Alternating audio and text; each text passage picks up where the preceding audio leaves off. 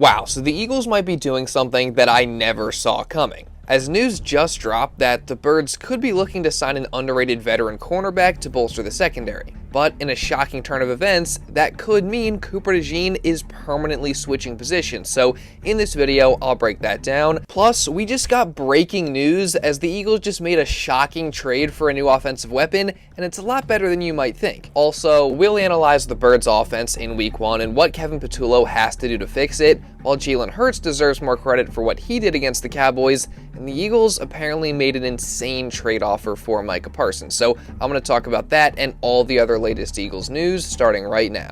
The first Sunday of the NFL season is officially in the books, and while the rest of the league was busy battling it out in Week 1, the Eagles were able to just sit back, relax, and watch Sunday's slate of games knowing that they had already got their win to open the season. And, that's always an amazing feeling, and it made Sunday's insane slate of games even better. But now, obviously, that's in the past, and all the focus is on the Kansas City Chiefs, as the Super Bowl rematch is now just under a week away, and obviously, there's going to be tons of news, updates, and storylines leading into that one, so make sure you guys are subscribed and you have notifications turned on so you don't miss any coverage, and also, please like the video, because that helps me out a ton. Now, first off, we gotta talk about some breaking news we got just as I was getting ready to upload this video, as the Eagles just made yet another shocking roster move, as they traded 2026 5th and 6th round picks in exchange for Jaguars running back Tank Bigsby. And I gotta say, this is a move that I just never saw coming, but in light of Will Shipley's rib injury that he suffered against the Cowboys, it makes sense that they would want to bring somebody in to fill that void if Shipley does miss time. Plus, Mike Hilton reported that part of the reason the Eagles traded for Bigsby is because they wanted to add another kick returner, so that definitely makes sense as well.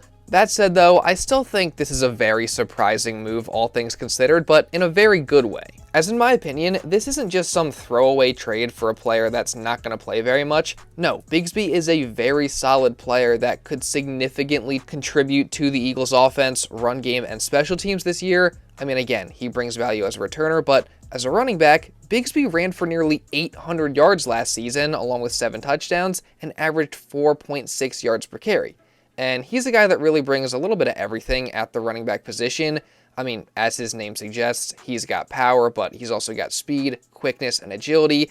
And I think it says a lot that the Eagles were willing to give up 2 draft picks to bring him in. Like, they really seem to like him and think that maybe he could be a significant contributor to this team. So overall, again, I think this move was pretty shocking, but also very good for the Eagles. But, what do you guys think? Give me your thoughts down in the comments below, and also hit the hype button if you're hyped for this Tank Bigsby trade, because apparently that's a new thing on YouTube, and I think it really would help me out a ton. So make sure you do that, and now let's get into the rest of the video. Now, I'd say one of the big storylines to follow for the Eagles going into this game against Kansas City is the current state of the new offense, because in all honesty, Kevin Patullo's debut as the Eagles offensive coordinator was kind of a mixed bag, as the first-time play caller did have some nice moments, but ultimately, there were also a lot of things about the offense that just didn't look very good, and obviously, that's to be expected. It's just Week 1, it's Patullo's first time calling plays in a real game, and the players also have a lot to improve on as well, but all that said, watching the film, it's clear that Patullo still has a lot that he has to improve on, and a lot of work to do to get this Eagles offense where it ultimately needs to be later in the season. So let's dive into it and break it all down. And starting off, one of the first things that really sticks out on film is the struggles of the Eagles' run game.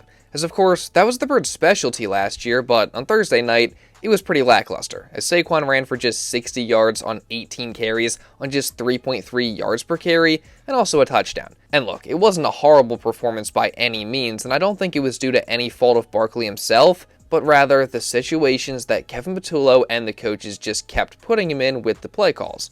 Because as opposed to the past, where the Eagles have typically liked to run out of spread out gun formations, on Thursday, a lot of their runs, especially in the second half, came out of really tight, condensed packages, oftentimes with heavy personnel.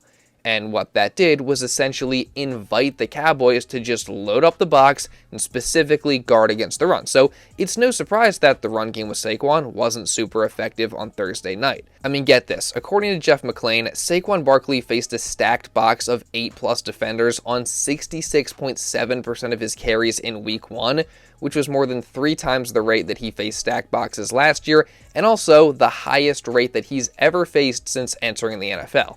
And again, it was really all because of Patullo just continuing to call runs out of these heavy, condensed formations. By the way, with tight ends that aren't exactly the greatest run blockers outside of Dallas Goedert. So again, it's really no surprise, and it's also really no surprise that one of Barkley's best runs, specifically his touchdown run, came on a play where the Birds ran 11 personnel and spread the formation out. And also, with the Cowboys stacking the box as much as they did, that begs the question, why didn't the Eagles take advantage of that and make them pay by running play action and taking deep shots down the field? Because that definitely would have gotten them back off a little bit. So overall, I think it's clear watching this that Kevin Patullo definitely has to make some adjustments there, and my hope is that after watching the film, he'll do that. And that doesn't just apply to the run game, as there were also several issues in the pass game as well. Now for starters, I do think Patullo did do some good things here. I mean, he started the game well with some very nicely designed plays, and there were instances of that all game long. And the Eagles also took advantage of the Cowboys playing soft zone all game with some nice short throws. And I also liked some of the different routes that the Eagles were running, and I also liked the continued use of motion in the Birds' offense. That said, again, there were also problems. For instance, the Eagles didn't really have any answer when the Cowboys blitzed, which I think part of that was definitely on the players, but also there were just a lot of instances where the Eagles' route combinations were either bland or they just weren't doing very much to beat what the Cowboys were running coverage-wise. So that's got to be better from a play-calling perspective, as they didn't really scheme guys open enough, and they also just operated way too much out of these condensed formations, which ultimately limited how much they could attack the defense on the outside with A.J. Brown and Devontae Smith. Now also, I will say, I think a big element of that is that just watching the tape, you can see A.J. Brown just doesn't look quite right. I mean, he looks a little slow. There were a lot of plays where he just kind of looked like a decoy out there, and he was never really going to get the ball. And a lot of the times where you would normally expect the Eagles to take a deep shot to him down the sideline, they didn't do it, or he wasn't open. So, that's definitely not great. Hopefully, this hamstring that he's been dealing with isn't something that lingers on all season, and he can get back to full strength. But also, I do think that there's more the Eagles could do to scheme him open or just make sure he's more involved. So hopefully they do that moving forward. And again, overall, I do think Kevin Patullo did some good things, but overall, I think a lot of adjustments do have to be made in both the pass and run game. So hopefully we see some of that this week. And I'm curious to know what changes you guys would like to see from the Eagles offense, so leave a comment down below, and like you'll see later in this video, I'm going to be picking one or a few commenters to shout out in my next video, so make sure you do that right now. And all that negativity aside, we can at least appreciate and be thankful for Jalen Hurts doing what he did on Thursday, as QB1 was just absolutely on another level in terms of his processing, going through his progressions, and just reading the Cowboys defense in general. And on a lot of the pass plays where nothing really worked, Jalen Hurts was able to bail them out by escaping and making an incredible play with his legs. I mean, we haven't seen him be that good running the ball probably in a couple years, so that was definitely good to see. Plus, when the game was on the line, Jalen Hurts' IQ and ability to read a defense was just on full display. Let me show you guys an unstoppable play. Now it's 3rd and 3 past midfield. Game is in the balance, and it's do or die for Dallas right now defensively. And Jalen Hurts seemingly likes what he's looking at out of the huddle. A 2x2 twin set out of the gun. It quickly becomes an empty set with trip stack to the field. Now this kind of a formation on 3rd down, with 3 yards to go, and the best running back in football split out wide. 90% of NFL teams would consider this play call coaching malpractice. But those teams don't have this guy at quarterback. Watch the subtle adjustment here. You motion into trips, and you're forcing the coverage to expand horizontally with you. In 2 seconds, this has gone from an adequate run fit to trouble in paradise for Matt Eberflus. Now, the call for the Cowboys actually looks like thirds coverage. 3 deep, 4 low, and a buzz safety playing the weak hook from depth. So Philly decides to counter it with a simple spacing concept. Sit-down routes across the board designed to target those voids in coverage. And Dallas, for the most part, they did their job in terms of trying to blanket this concept. One big problem, though. If your front four can't get home, this game is as good as gone. Hurts Looking to take off. Hurts has the first down. Now that clip was from Underdog on TikTok, not sponsored by the way, but definitely a great breakdown there showcasing how Jalen Hurts was able to expose Dallas and seal the game on that final play. And again, overall, he may not have put up huge numbers, but Jalen Hurts was phenomenal in this game against the Cowboys in so many ways. So it's no surprise to me that he wound up being the Eagles' highest graded offensive player and the third highest graded quarterback of Week 1, with an 88.6 grade from PFF. So I think it's pretty safe to say Hurts deserves more credit for that performance, especially what we saw from the rest of the QBs around the league in Week 1. And now, going into the Eagles game this week, I am just so excited to watch yet another matchup between Jalen Hurts and Patrick Mahomes, as that continues to be one of the more interesting quarterback rivalries in the NFL between two of the league's best. Unfortunately for Mahomes, though, he is going to be without another one of his top weapons for this game, as a recent update did in fact confirm the Chiefs' young star receiver Xavier Worthy suffered a dislocated shoulder in the Chiefs' loss on Friday, and while we await further testing to see if it's potentially more serious and if Worthy is going to need surgery or not, he is expected to miss some amount of time, meaning that he obviously will not suit up for the Super Bowl rematch against the Eagles on Sunday. And as I said in my last video, that obviously makes things significantly easier on the Eagles defense. But that said, you obviously never like to see anybody get injured, so definitely hoping he heals up fast. And also, the Eagles still are going to have plenty of other things to worry about with this Chiefs offense. First and foremost, though, is just trying to get things cleaned up at the cornerback position after the abysmal performance from Adoree Jackson back on Thursday. Speaking of which, it seems like a lot of you guys agreed with me that you don't want to see Adoree Jackson back out there. Shout out to Serious Illy for the comment, by the way, a longtime supporter of the channel. And also, shout out to supporters Marlon Edwards and Sava, who both agreed with me that they'd much rather see Jacorian Bennett out there starting moving forward. However, it seems like the Eagles might actually have a different plan entirely, as on Monday morning, it was reported that the Eagles would be working out veteran cornerback Mike Hilton. And this is potentially very significant. I mean, for starters, Hilton is a guy that has been around for a while, having played 8 years in the NFL with both the Steelers and Bengals, and he's also been a very good player in this league. I mean, he's had 13 career interceptions. Also, last year specifically, he was the highest graded cornerback in the NFL against the run, and he is a very good tackler at that position.